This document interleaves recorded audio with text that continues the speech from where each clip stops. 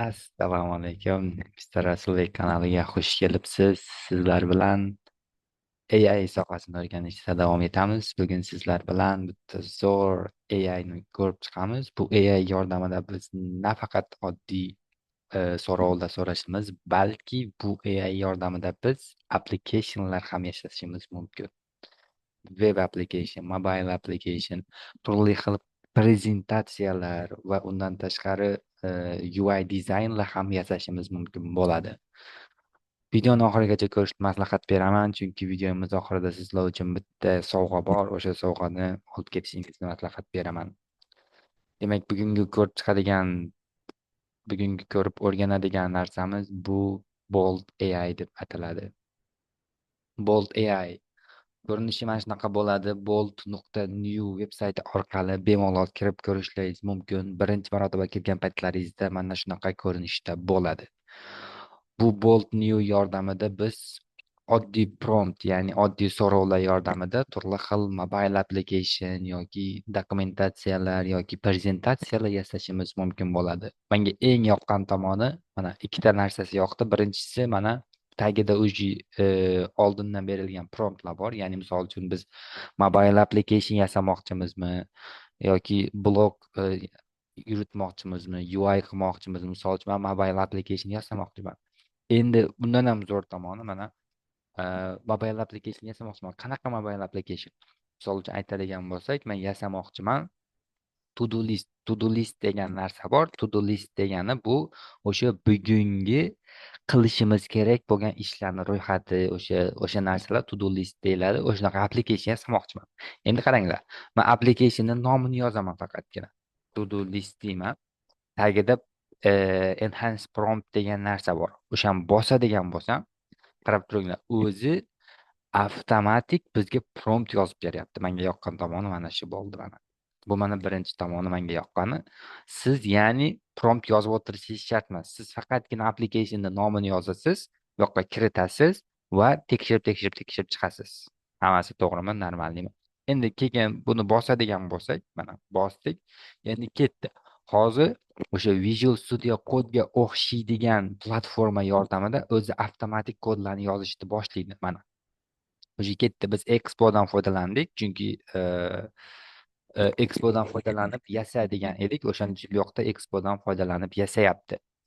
Mana bu yoqda steplari ham bor. Ko'rgan bo'lsangizlar, initial files yaratdi, package JSONni yasadi, dependency'larni install qilyapti. Bu yoqda TypeScript fayllarni yasab chiqyapti mana. E'tibor bergan bo'lsangizlar, kodlarning hammasi tayyor. Ikkinchi yoqqan tomoni boya aytib o'tgandim. Birinchisi bu o'sha promptni o'zi yozib beradigan bo'lsa, ikkinchi tomoni bu yoqda eksport qilsa bo'ladi. Ya'ni eksport qilib, download qilib, bu faylni olib lokalniyda ham ishlatsangiz bo'ladi bemalol. Ya'ni misol uchun ingliz tilidan o'zbek tiliga tarjima qilmoqchi bo'lsangizlar yoki qayergadir nimadir qo'shmoqchi bo'lsangizlar yoki o'zlaringiz lokalniy deploy qilmoqchi bo'lsangizlar, ya'ni lokalniy deploy deganim o'zlaringiz GitHub'laringizga boshqa joylarga deploy qilmoqchi bo'lsangizlar, bemalol eksport qilib, download qilib, bemalol ishlatsangiz bo'ladi. Lekin bitta yomon tomoni bu degani endi full stackchilar va mobile applicationchilarni ishi bir tomondan osonlashdi, bir tomondan qiyinlashdi. Chunki hozir mana 2025-yilda bunaqa bo'lib turgan bo'lsa, 2027-28-yillarga kelib u soha yo'qolib ketishi ham mumkin. Bu mana yomon tomonlaridan biri. Demak, kodimiz tayyor bo'ldi. Mana bizga hamma kodlarimizni yozib berdi. Applicationimiz ham tayyor bo'lyapti, build qilyapti. Endi ko'ramiz hozir. Hop, error berdi mana. Errorni mana npm run dev qismida error berdi. Buni attempt fix qilsak ham bo'ladi. Men hozir boshqa narsa qilib ko'rmoqchiman. Mana bu yoqda kodlar bor, hamma narsalari tayyor, eksport qilib download qilib ko'rsatmoqchiman sizlarga. Mana download qiladigan bo'lsak, zip formatda download bo'ldi. Bu zip formatda unzip qilsangizlar, bemalol ichida mana shu fayllarning hammasi bo'ladi. Endi men ikkinchi qilib ko'rmoqchi bo'lgan narsam bu o'zbekcha prompt tushunadimi, yo'qmi? Keyin bitta sinab ko'ramiz. Misol uchun mobile application menga deyman.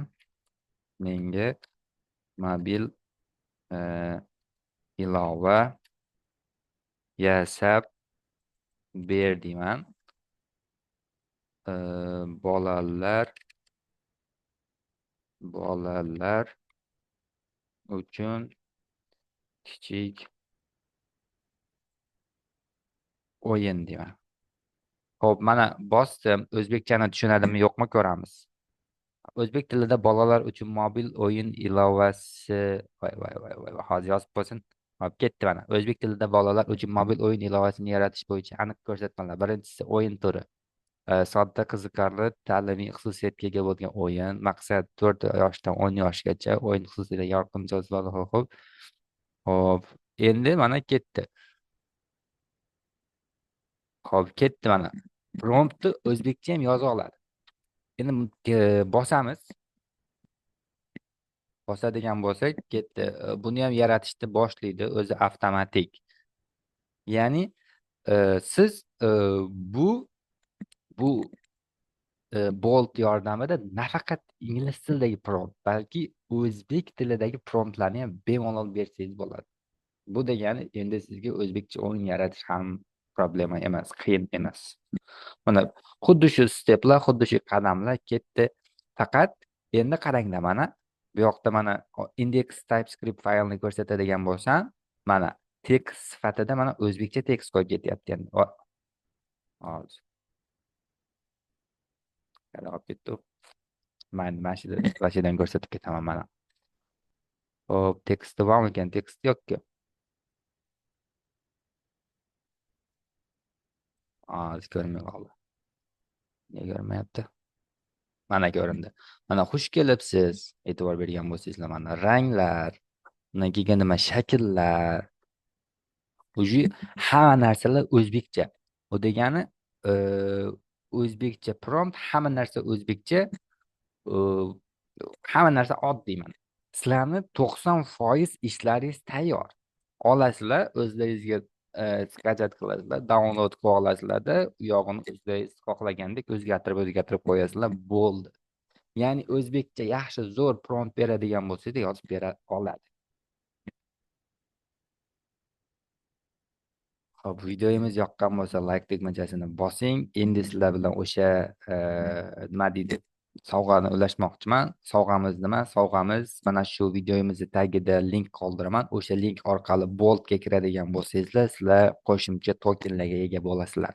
Ya'ni qo'shimcha token degani bu Bolt ishlatish o'zi boshida kirgan paytlaringizda sizlarga 250 mingta token free beriladi, lekin bu degani sizlarga taxminan 2-3 ta application ishlatishga yetadi. Lekin o'sha mana shu link yordamida kiradigan bo'lsangiz, sizlarga qo'shimcha token beriladi.